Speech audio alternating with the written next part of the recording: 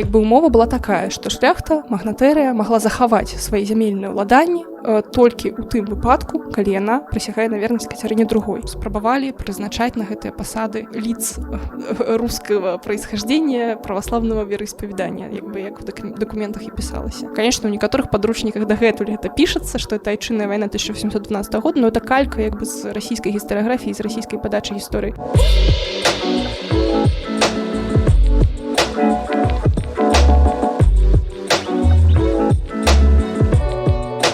Добрый дзень, шаноўнае гаспадарства, з вами падкаст «Так склалася гістарычна» і я, Дзягіль Ганна, рада вас вітаць на нашым чарговым выпуску, на нашых чарговых аўдыахвалях. І ў гасцях у нас сёння Таццяна Даўгач. Добрый дзень. Таццяна, кандыдат гістарычных навук, навуковец, выкладчык, экскурсавод, папулярызатар навукі. І сёння мы з ёй пагаворым пра беларускія землі ў складзе расійскай імперыі. Таццяна, скажыце, калі ласка, як так атрымалася, што беларускія землі сучаснай Беларусі аказаліся ў складзе расійскай імперыі? Напэўна, не скажу новага нічога ў тым сэнсе, што беларускія землі аказаліся ў складзе расійскай імперыі падчас падзелу Рэчы Паспалітай.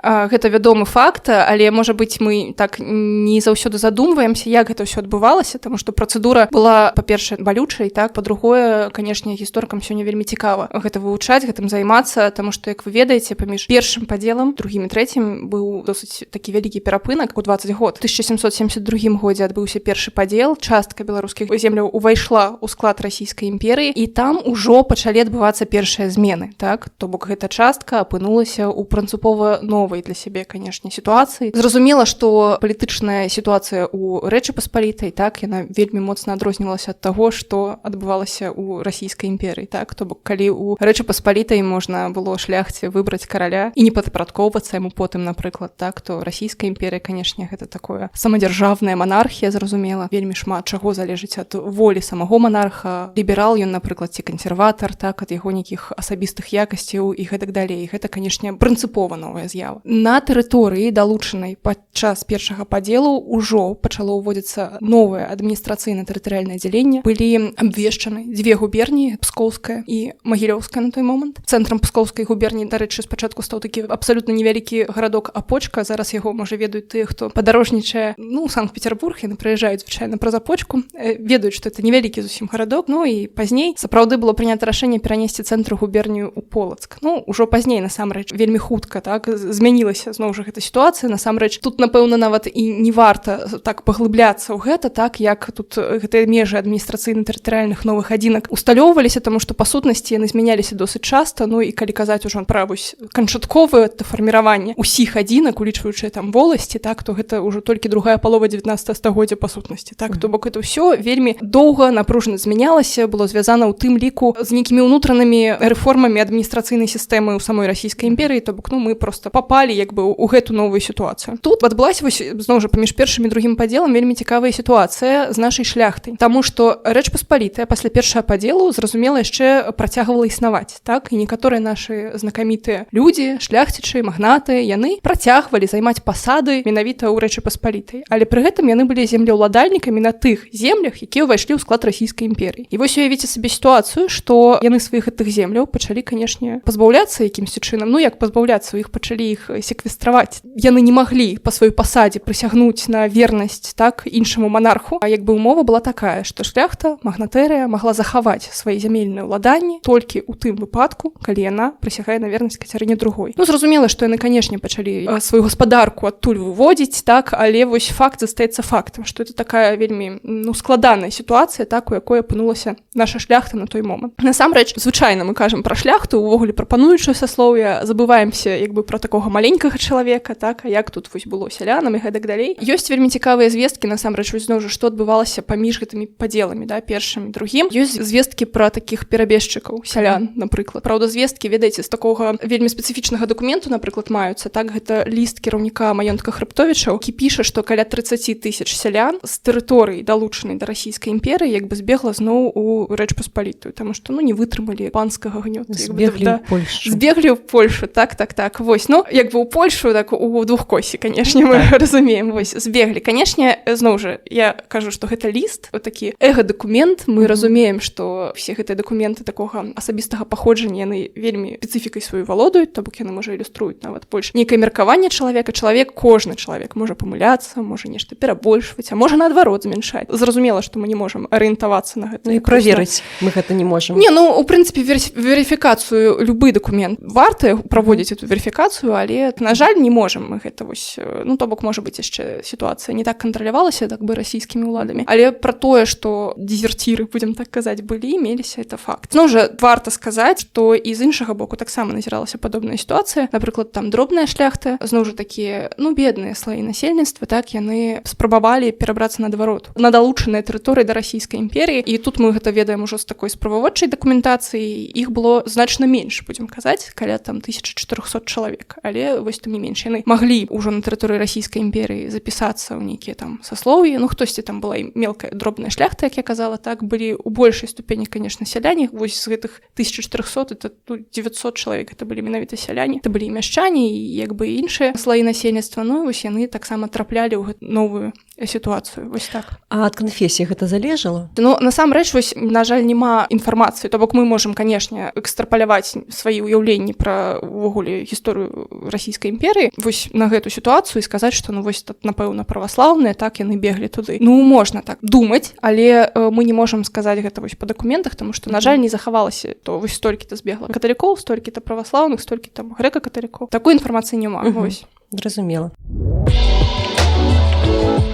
І вось увозілася новая адміністрацыя. Што яна з сябе ўяўляла і хто ўзначаліў гэтую адміністрацыю? Тут трэба зразумець, што расійская імперыя гэта такая моцна цэнтралізаваная дзяржава, па сутнасці, так, то бок ёсць такі стрыжань. Так, на той момант, сапраўды. Там зноў жа вось гэтыя адміністрацыйныя рэформы ўнутры, там вось пры Паўле яшчэ яны вось нейкім чынам яшчэ гуляліся ў гэту дэцэнтралізацыю, цэнтралізацыю, але тым не менш мы разумеем, што меўся вось такі стрыжань, так, зразумела, што на чале дзяржавы, наверху дзяржавы стаяў імператар. Мы таксама разумеем, што расійская імперыя не вяла гульню дэмакратыю абсалютна, то бок вось гэтага прынцыпу падзялення ўладаў, так, там на заканадаўчую, судовую, выканаўчую, як бы это ўсё ілюстравалася нейкім чынам. Таму імператару падпарадкоўваліся, канешне, міністэрствы, і калі мы кажам пра адміністрацыю, то адміністрацыя цалкам, мясцовая адміністрацыя падпарадкоўвалася міністэрству ўнутраных спраў. Але, зноў жа, міністэрства ўнутраных спраў у тыя часы гэта не зусім тое, што мы сёння вось так маем на ўвазе, калі кажам МУЗ. Сёння МУЗ гэта сапраўды больш пра ўнутраны парадак, так, это міліцыя і гэтак далей. І ў Расіі, адпаведна, гэта паліцыя сёння. Тады, канешне, больш шырокія паўнамоцтвы міністра ўнутраных спраў былі, гэта ўвогуле быў вельмі важны чалавек у дзяржаве, адзін, можа быць, з самых важных насамрэч. І,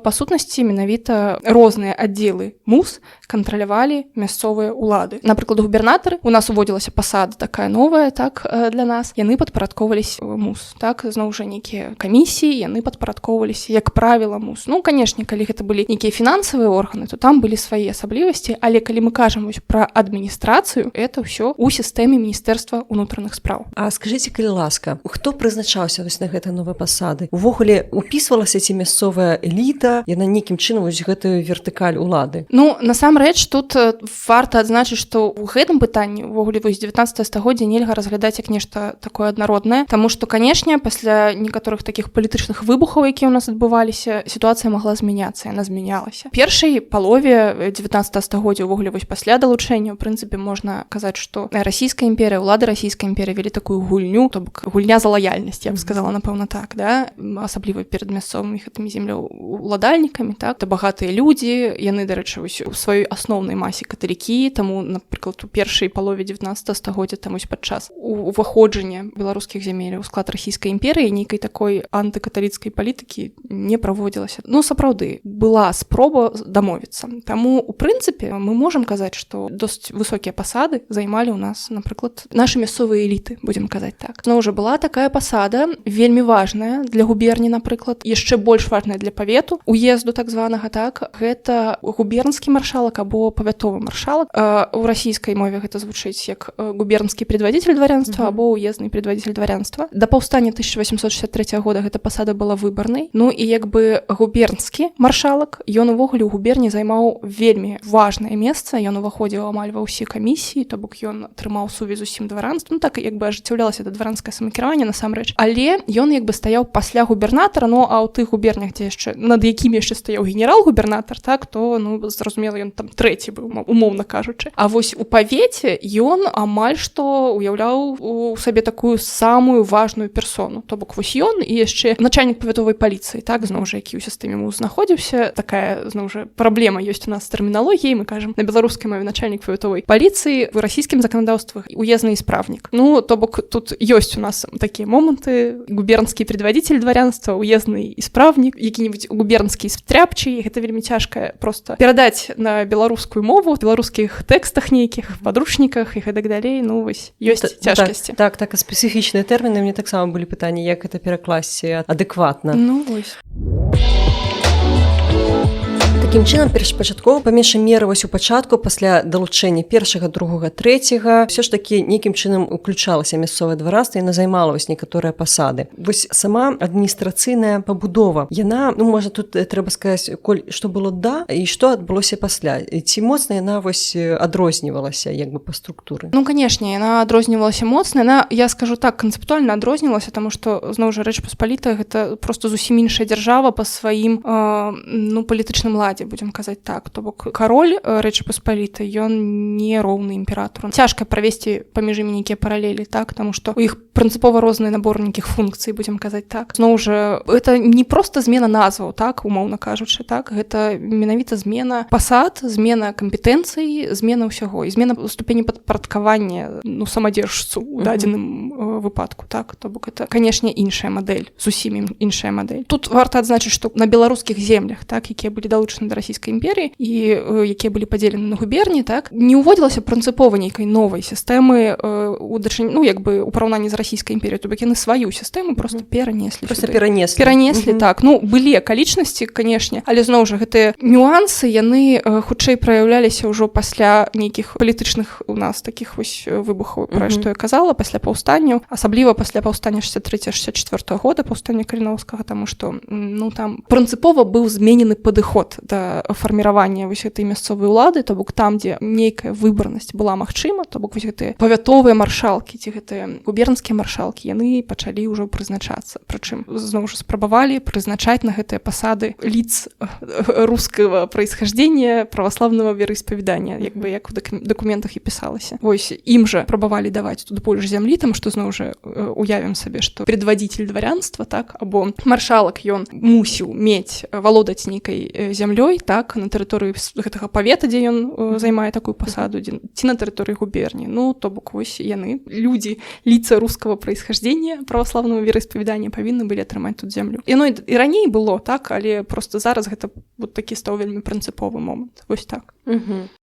Дзякуй. То бок, калі я шляхціч, я займаў нейкую пасаду, ну, напрыклад, нейкага скарбніка павятовага альбо урядніка нейкага павятовага, і прыйшла расійская адміністрацыя, і мне таксама далі пасаду там, то я зусім па-іншаму сябе адчуваў. Калі раней я быў такі вось больш-менш вольны, свабодны, то цяпер жорсткая іерархія, жорсткая сістэма. А вось і якім чынам змяніўся статус вось шляхты пасля ўжо трэцяга падзелу?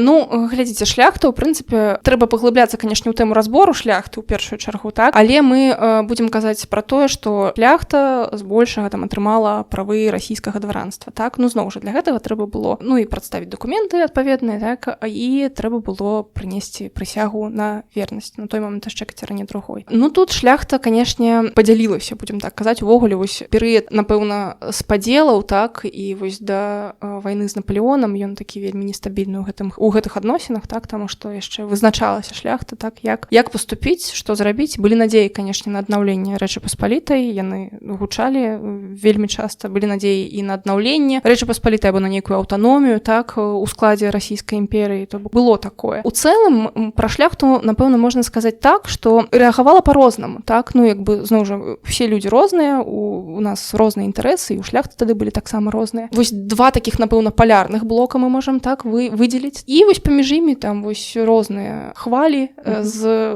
уплывамі вось гэтых палярных рэчаў. Кампанент дзесьці больш адзін прысутнічае, дзесьці больш другі. То бок, з аднаго боку, гэта такія палітычныя максімалісты, так, якія вось выступалі за аднаўленне Рэчы Паспалітай, рамантыкі, будзем казаць, якія хацелі аднавіць вот эту форму дзяржаўнасці, а з другога боку гэта былі, ну, людзі, якія сапраўды, ну, можна сказаць, і шчыра прысягнулі на вернасць той жа Кацярыне другой і пазней працягвалі гэту сваю палітыку. І па-рознаму шляхта сябе паводзіла насамрэч у паўстаннях, і ў паўстанні таго ж Касцюшкі 1794 года, і ў паўстанні вось гэтым лістападаўскім 30-31 і ў паўстанні 63-64 года. То бок, канешне, былі тыя, хто змагаўся за Рэч Паспалітую, будзем так казаць, так, або там за сваю радзіму, або за, можа быць, будучую некую Беларусі, я не ведаю, як тут правільна нават сказаць. А былі і тыя, хто, наадварот, удзельнічаў у падаўленні гэтых паўстанняў, і это былі досыць вядомыя людзі. Напрыклад, вось все, я думаю, ведаюць, ну, мінчане дакладна ведаюць пра маёнтак у Лошыцы, так, вось эту сядзібу такую прывабную. Калісьці яна належала Прушынскім, вось Прушынскі, ну, як бы Еўстафій Прушынскі, ён якраз нават атрымаў, быў узнагароджаны медалём за падаўленне паўстання, то бок вось так. І ён, дарэчы, займаў пасады пазней, ну, вось нягледзячы на тое, што тут пасля паўстання 63-64 года пачаліся вельмі сур'ёзныя зрухі, так, вельмі шмат было асоб знята проста са сваіх пасад, так, ён якраз там яшчэ і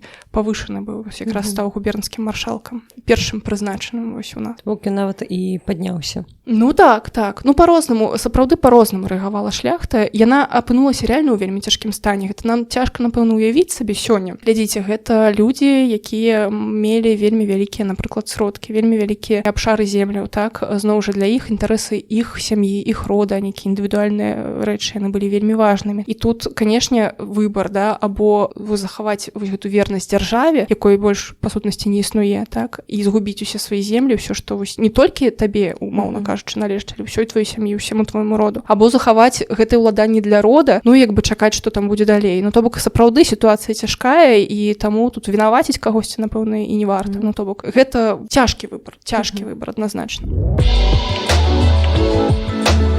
А ідэі аднаўлення Рэчы Паспалітай, яны былі ў якім плане? У межах Канстытуцыі 3 мая, альбо вось шляхецкай дэмакратыі буйнай? Ну, насамрэч, тут, мне падаецца, нават не столькі на гэта пытанне звярталі ўвагу на той момант, а сколькі на сам факт аднаўлення. То бок, не так важна ўжо, у якім выглядзе гэта аднавіцца, мы там все вырашым, так, калі адновім. А вось як аднавіць, у якіх там межах і гэтак далей, так. Існавалі праекты, ёсць праект, напрыклад, Чартарыйскага, так, вось, можа быць, менш вядомы і больш вядомы праект Міхаіла Кляафаса Агінскага, так. Яны ўзніклі прыблізна ў адзін і той жа час, насамрэч, так, яны ўзніклі час напярэдадні, так, вайны з Наполеонам, і зноў жа яны не проста былі інспіраваны нашым, як бы нашай шляхтай. Зразумела, што гэта ўсё былі такія досыць кан'юнктурныя праекты ў сэнсе таго, што ў Еўропе адбываліся сур'ёзныя змены ўвогуле. Любая вайна, яна прыводзіць да рэальных зменаў у палітыцы, так, новай расстаноўкі сіл, і таму, ну, мне асабіста больш цікава разглядаць не, напрыклад, ваенныя дзеянні, а тое вось як было до і што стала пасля. Это цікава досыць. Дык вось напярэдадні вайны, канешне, там уздымалася вось гэта польскае пытанне, яно было, ну, польскае, зноў жа, у двухкосе, пытанне Рэчы Паспалітай, будзем казаць так, просто неяк так гістарыяграфічная традыцыя склалася так, што мы нават у сябе пішам у сваіх там падручніках, у сваіх навуковых артыкулах польскае пытанне, ну, класіка такая, карацей. Дык вось, гэта пытанне, канешне, уздымалася, так, былі там такія супярэчнасці паміж той жа расійскай імперыяй і Прусіяй, якія дзялілі яшчэ не так даўно Рэч Паспалітую паміж сабой, і вядома, што адна частка, казалася, апынулася ў ў расійскай імперыі, іншыя ў Прусіі, ну яшчэ кавалак у Аўстрыі, як вядома, але як бы вось былі праекты аднавіць хаця б у межах расійскай імперыі вось гэтыя тэрыторыі Рэчы Паспалітай. Так, вот Чартарыйская праект, ён якраз тычыўся нічага такога. Вось як мінімум яны аказаліся ў складзе адной дзяржавы, каб яны не былі падзеленыя, і ну тады ўжо запатрабаваць аўтаноміі, так, каб расійскі імператар быў яшчэ як польскі кароль ці кароль Рэчы Паспалітай, так. Ну і тады зноў жа это напэўна паўплывала б на лаяльнасць насельніцтва мясцовага. Больш для нас блізкі, напэўна, прычым блізкі з розных бакоў, таму што Міхаіл Кляйфас-Агінскі, ён доўгі час пражыў на тэрыторыі Беларусі, так, у нас у Залессі, і ён звязаны з Беларусю, і зноў жа ён прапанаваў праект, напэўна, больш прывабны для нашай менавіта мясцовай шляхты, аднаўлення Вялікага княства Літоўскага, праект аўтаноміі Вялікага княства Літоўскага. Зноў жа яго мэтай было павысіць лаяльнасць мясцовага насельніцтва, таму што, як вядома, Наполеон, ну таксама пабеданосны такі захватчык, так, але ён успрымаецца, канешне, і сёння, і тады не так, як іншыя нейкія такія людзі, якія спрабавалі там захапіць весь свет. Сапраўды, яго было вельмі шмат фанатаў, так, ну гэта фан-база, па сутнасці, наполеонаўская, яна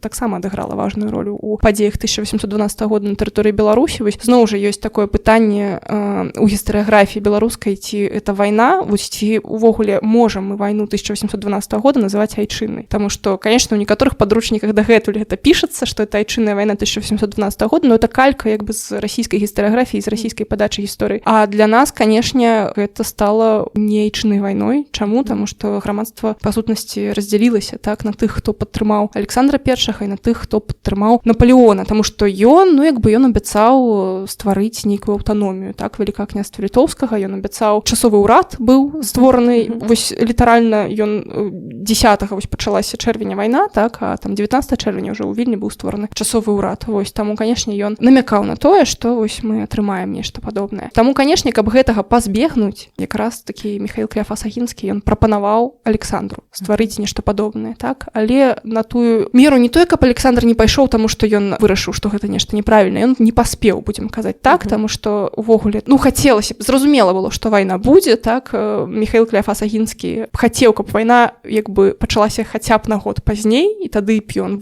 вось эту сітуацыю, напэўна, вырашыў бы, але не вырашыў. І вось скончылася ўсё тым, што эта аўтаномія не была прынятая, праект Агінскага, ён так і застаўся праектам, і вось глядзіце, што атрымалася, пасля таго, як вайна скончылася, адпала неабходнасць у гэтым, то бок ужо лаяльнасць, ну, не патрэбна. Ну, не той, каб не патрэбна, насамрэч, зноў жа, падзеі пасляваенныя яны таксама сведчаць пра тое, што расійскі ўрад не закручваў як бы гайкі, як кажуць, так, таму што, зноў жа, замест таго, вось Кутузаў, дарэчы, так, ён прапаноўваў усе землі, усе маёнткі тых людзей, якія пайшлі за Наполеонам, канфіскаваць і раздаць вось нейкім расійскім падданым, ну менавіта асобам рускага паходжання, але Александр сказаў, што не, ну вось мы прабачым тых, хто так зрабіў, але пры умове, што яны прынясуць прысягу на вернасць. Што вернуцца, прынясуць прысягу і будзе амністыя. Так, вось менавіта так. То бок гэта таксама сведчанне таго, што не тое, каб лаяльнасць расійскай імперыі, ну лаяльнасць мясцовай шляхты не патрэбна была уладзе расійскай імперыі. Не, патрэбна была, канешне, таму што, ну зразумела, мець такую выбуховую акраіну, да, ускраіну імперыі, або мець нейкі спакойны рэгіён, гэта